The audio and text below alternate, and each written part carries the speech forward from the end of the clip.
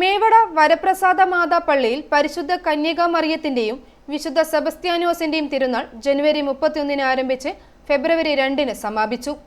ജനുവരി 31 കൊടിയേറ്റ് നടന്നു. ഫെബ്രുവരി 1 തിരുസ്വരൂപ പ്രതിഷ്ഠയും നടന്നു.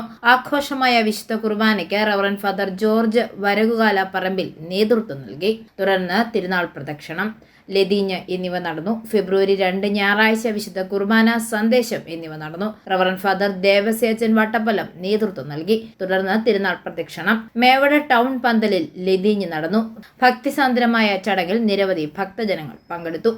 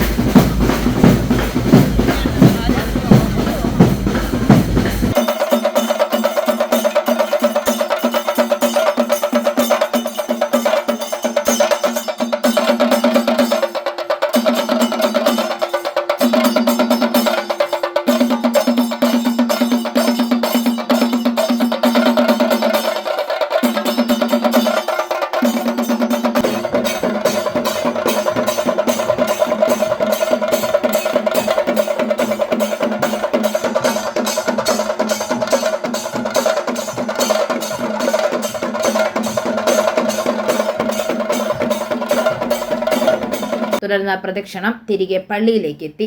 കാർഷിക വിളകളുടെ ലേലവും സ്നേഹവിരുന്നും തിരുനാളിനോട് അനുബന്ധിച്ച് നടന്നു. ഐഫോറിയ ന്യൂസ്, പാലാ.